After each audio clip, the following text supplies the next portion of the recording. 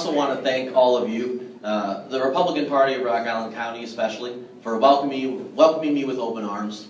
You know, the Republican Party has been said quite a few times recently that the party needs to open its arms out to people that are Hispanic. You heard that tonight. Young, we need to do better with young people, and preferably independent-minded people, maybe even people who at one point were born and raised Democrat, saw the light, and decided that maybe libertarian and conservative type attitudes are the thing for them. I represent all three of those things. I am a candidate who is Hispanic. I'm young, as you can tell maybe, and also I was born and raised in a Democratic family before I saw the light a few years ago and started to make the transition until this last election. I disavowed the Democratic Party, and now I have fully come over to the good side, the Republicans.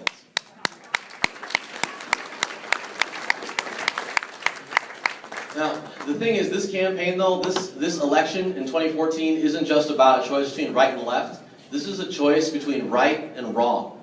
It's a choice between freedom and tyranny. I want everybody to look at the flag that we all saluted earlier, we all said the Pledge of Allegiance to, we all heard the national anthem and stood in silence for it. What does the flag mean to you? To me, it means being able to live the life you want to live without the government intruding on your choices that you make. To me, it means the government not spying on you and your representatives standing up for your right to not be spied on by your own government. This flag means a lot to me. I've sworn my allegiance to the flag and to the Constitution numerous times. We just had an anniversary of 9/11. That was a tragic day. Within a week of 9/11, back in 2001, I could be found at the Marine Corps recruiting office because that was what I thought was the right thing to do, was to enlist in the Marine Corps infantry. I've always felt that you do the right thing because it's the right thing to do, not because it's convenient, not because people around you say it's what you should do or shouldn't do. So that's what I did as my response. I think that the choice in this election is clear. We have a current congresswoman who is essentially being controlled by her puppet master, her former godfather who she babysat for, Senator Dick Durbin, and of course following whatever the president tells her to do as well. You've got a congresswoman who supports indefinite detention. She thinks that it's okay to lock up American citizens and never give them a trial. They just disappear.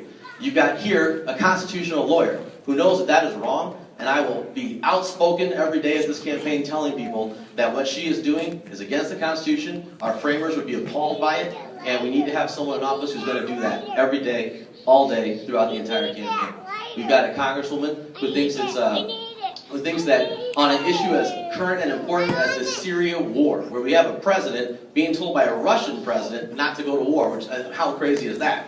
But our current president is trying to start a war, and our congresswoman has her fingers in the wind. She's doing whatever she thinks is going to get her the most public support.